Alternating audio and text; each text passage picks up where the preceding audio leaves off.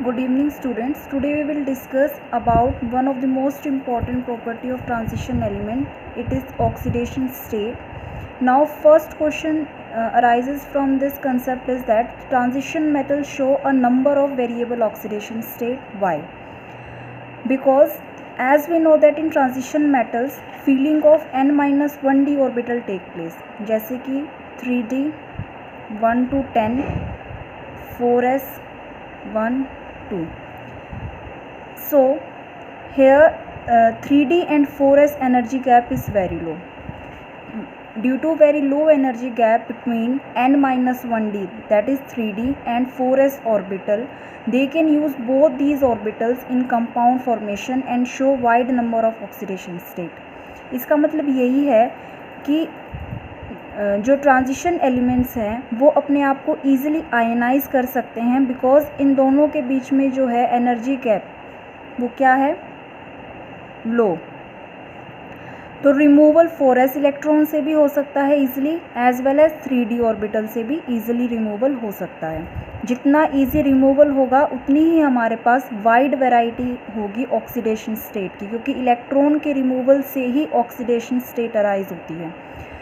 So it is very simple, variable oxidation state, because low energy gap between n-1d and ns orbital. They can use both these orbitals to ionize themselves.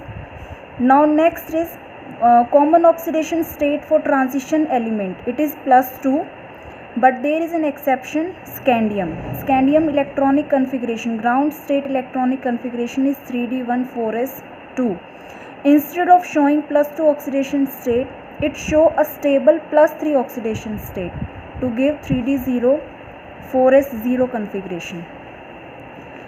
Next is highest oxidation state count shown by manganese. It is for 3d series. 3d series के अंदर जो manganese है, its atomic number is 25. तो 25 atomic number के साथ manganese की electronic configuration है 3d5 4s2. तो अभी मैंने बताया था due to very low energy gap between 3d and 4s orbital, manganese अपने दोनों ऑर्बिटल को यूज़ कर सकता है to show a wide variety of oxidation state.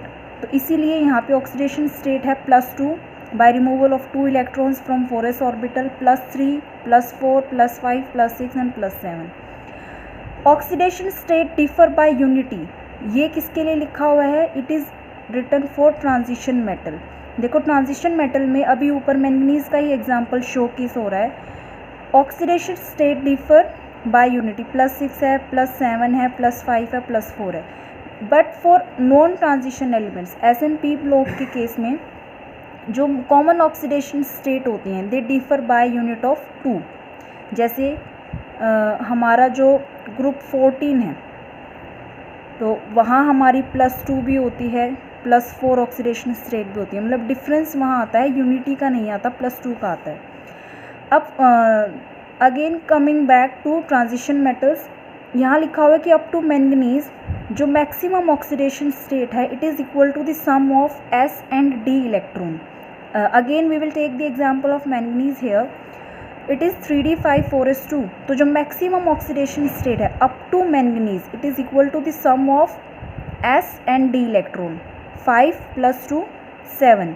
तो for manganese maximum oxidation state is +7. और यही आंसर मतलब यही रीजनिंग है for showing wide number of oxidation स्टेट. अगर एग्ज़ाम में या कहीं कहीं क्वेश्चन आता है कि 3d सीरीज़ के लिए, for 3d series which element show maximum oxidation state, the answer will be manganese. Now after manganese higher oxidation state become less prominent because large amount of energy is required to remove the electron. इसका मतलब ये हुआ क्योंकि जब हम after manganese if we go to Fe, Fe electronic configuration is 3d6 4s2. 3d6 if we draw it in orbital configuration, first singly occupied, then 6th electron comes in pairing form. सो इसका मतलब ये है कि Fe onwards feeling of d electron start. अब यहाँ electron count इतना ज़्यादा हो गया है कि large amount of energy is required to remove these electron. इसीलिए हायर ऑक्सीडेशन स्टेट में अब मेटल मतलब ज़्यादा जाएंगे नहीं, अगर होगा तो जो हायर ऑक्सीडेशन स्टेट होंगे वो लेस स्टेबल होंगे। Most common oxidation state for zinc, zinc की electronic configuration as we know, zinc atomic number is 30, 3d10 4s2। Most common oxidation state for zinc is +2 because Zn+2 में electronic configuration क्या होगी 3d10। 3d10 जो configuration it is extremely stable electronic configuration because we have completely filled d10 configuration. Low oxidation state like 0 +1, यहाँ जो low oxidation state है like 0 and +1 for transition metal, ये show करते हैं अगर लिगेंड इनके साथ कैसे हों, पाई एक्सेप्टर लिगेंड्स हों। इसका रीज़न ये है कि जो पाई एक्सेप्टर लिगेंड्स हैं, most common example is CO। If we take the bonding concept between metal and CO, this metal belongs to transition series and ligand. So first there is a formation of sigma bond between metal and this ligand by donation of electrons from ligand center to metal center. After this ligand, as we know, it is a pi acceptor ligand. तो अब यहाँ क्या होगा, from metal centre field कोई और d orbital होगा, field d orbital of metal will undergo back bonding and transfer some of the electron count to the ligand. तो यहाँ हम लिख सकते हैं बैक बॉन्डिंग से मेटल और लिगेंड के बीच में पाई बॉन्ड बनता है और यहाँ इलेक्ट्रॉन ट्रांसफ़र होते हैं from metal centre to ligand centre, metal field orbital to ligand vacant pi star orbital, और सिग्मा बॉन्ड बनता है from ligand to metal centre.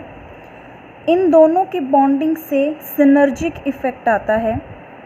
इस सिनर्जिक इफ़ेक्ट से जो मेटल है वो लो ऑक्सीडेशन स्टेट में स्टेबल हो जाता है।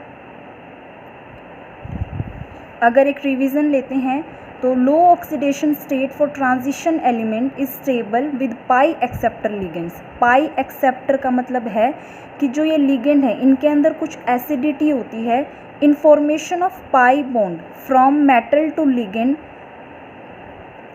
थ्रू बैक बॉन्डिंग, और सिग्मा बॉन्ड बनता है फ्रॉम लिगेंड टू मेटल। तो इन सिग्मा और पाई बॉन्ड इन दोनों के बीच में सिनर्जिक इफ़ेक्ट होता है। इस सिनर्जिक इफ़ेक्ट का मतलब यही होता है कि sigma bond formation will strengthen the pi bond formation and pi bond formation will strengthen the sigma bond formation. Synergic effect से मेटल स्टेबलाइज हो जाता है in low oxidation state in case of pi acceptor ligands. For example, if we take example of NiCO4, here NiCO4, if we take this example, Ni is present in zero oxidation state. Nickel has zero oxidation state in NiCO4 and NiCO4 is a stable well known compound. Okay. अभी हमने discussion किया है लो oxidation state का, कि जो low oxidation state हैं for transition elements वो stable होती हैं with pi acceptor ligands like CO. Now coming to the stability of high oxidation state. High oxidation state for transition element they are stable with electronegative atoms, because electronegative atoms for example like oxygen and fluorine वो बहुत strong oxidising agent होते हैं, तो वो किसी भी metal को उसकी हाईएस्ट ऑक्सीडेशन स्टेट में ईजिली ऑक्सीडाइज कर सकते हैं. Highest oxidation state is stable with electronegative atoms like oxygen and fluorine because they are powerful oxidising agents. Oxidising agent means ये मेटल को ऑक्सीडाइज करेगा टू हाई ऑक्सीडेशन स्टेट. इसमें कुछ example मैंने शो कर रखे हैं. Example like CrO4 2 negative, MnO4 negative.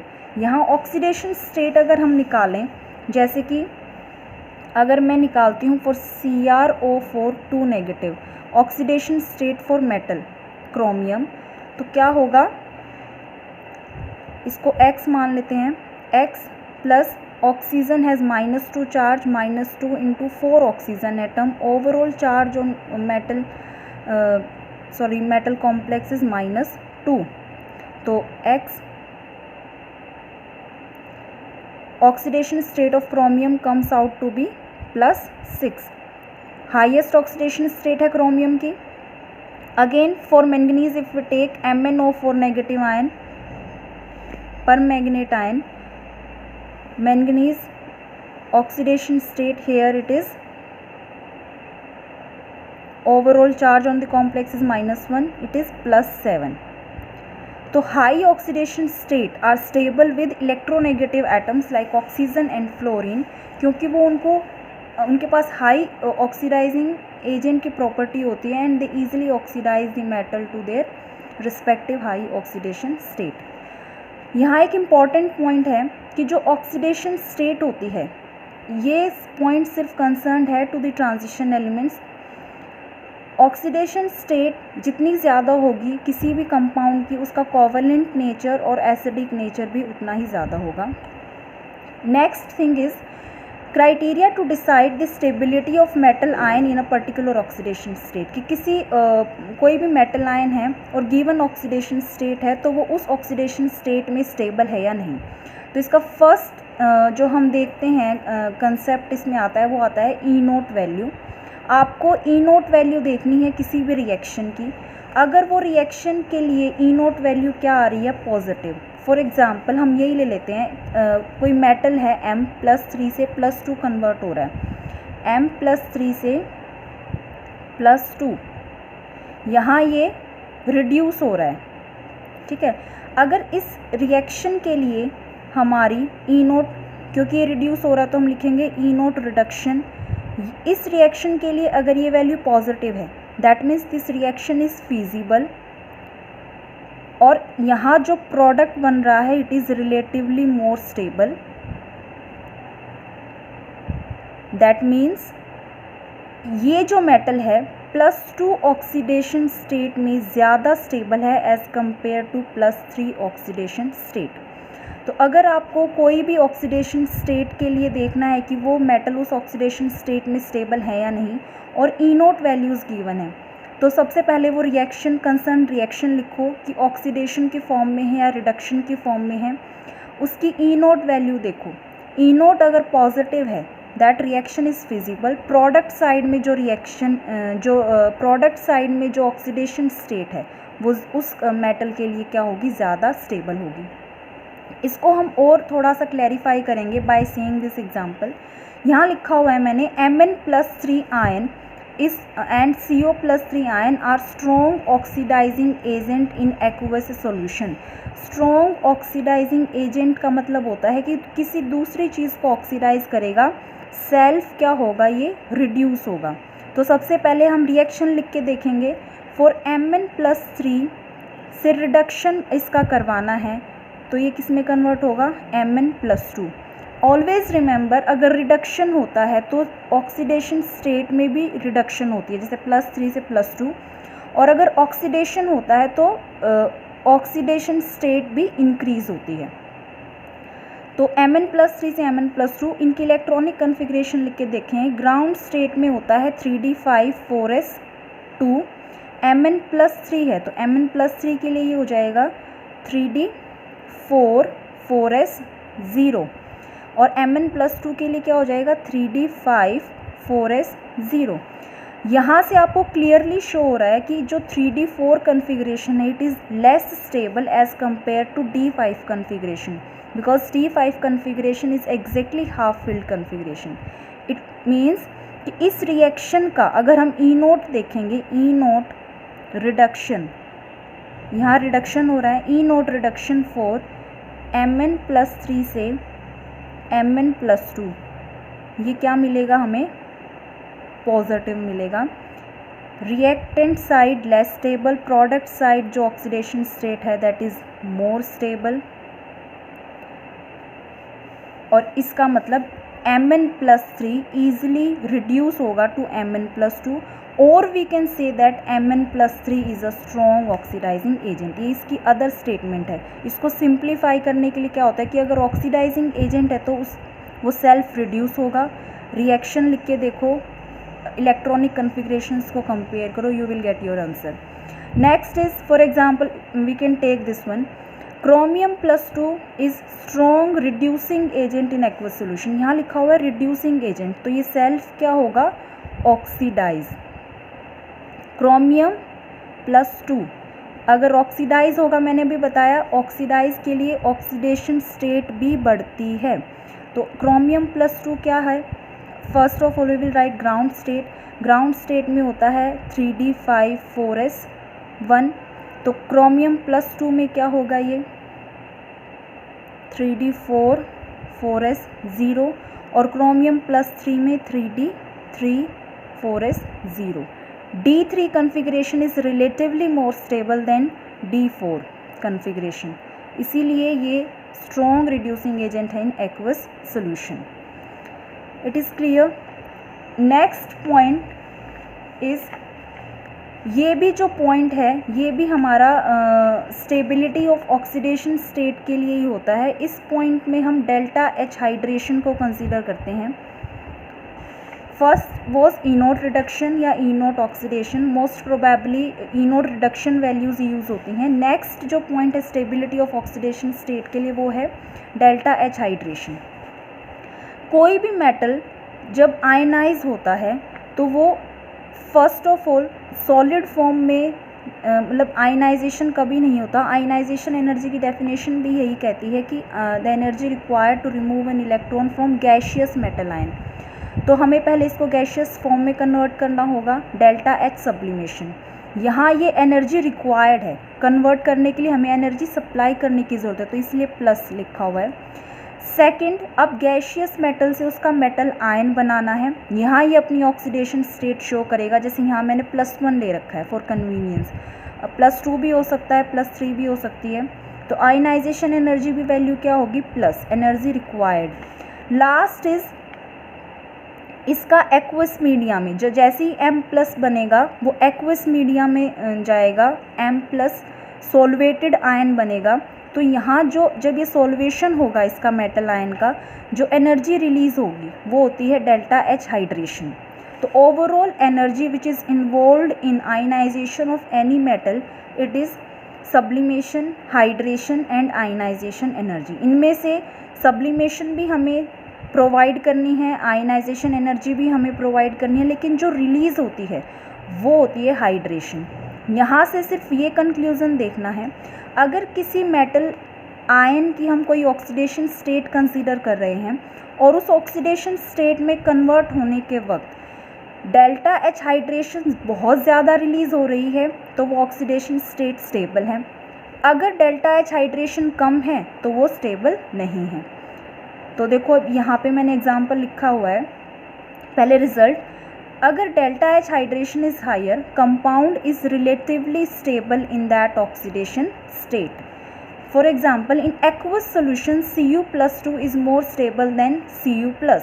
देखो अगर हम एक्वस सोल्यूशन नहीं लेते हैं, सिंपल देखते हैं, Cu+ की इलेक्ट्रॉनिक कन्फिग्रेशन आएगी 3d10 4s0 और Cu+2 की होगी 3d9 4s0। अगर हम एक्वस मीडिया नहीं देखते हैं, seeing the electronic configuration without aqueous media, हमें लगेगा Cu+ is more stable then Cu+2। लेकिन एक्वस सोल्यूशन में Cu+2 is more stable than Cu+, क्योंकि एक्वस सोल्यूशन में कंसेप्ट आता है हाइड्रेशन एनर्जी का। Cu+2 जब बनता है फ्रॉम Cu, इसके बनने में delta H hydration is very high. In formation of Cu+2 from Cu ion, delta H hydration is very high. तो मैंने अभी बताया था कि अगर डेल्टा एच हाइड्रेशन ये ज़्यादा इवोल्व होगी तो उस केस में वही ऑक्सीडेशन स्टेट ज़्यादा स्टेबल हो जाएगी। When delta H hydration is higher, compound is relatively stable in that oxidation state. तो इसका भी आंसर यही हो गया। In aqueous solution for Cu+2, delta H hydration is very high, which compensate the high energy required to remove second electron to form Cu+2. ठीक है, ये इसको कंपनसेट कर देती है। जो यहाँ पे एनर्जी रिक्वायरमेंट्स हैं, आयनाइजेशन एनर्जी की जो रिक्वायरमेंट है, ये इतनी ज़्यादा रिलीज़ होती है डेल्टा एच हाइड्रेशन की, वो उसकी आयनाइजेशन एनर्जी रिक्वायरमेंट को कंपनसेट कर देती है। तो कंक्लूज़न क्या हुआ, एक्वस मीडिया में हमें इलेक्ट्रॉनिक कन्फिग्रेशन कंसेप्ट नहीं लगाना है फॉर कॉपर आयन, वहाँ कंसेप्ट लगेगा डेल्टा एच हाइड्रेशन। तो Cu+2 की delta H hydration is very high which compensate the high ionisation energy and therefore Cu+2 is more stable than Cu+. Thank you.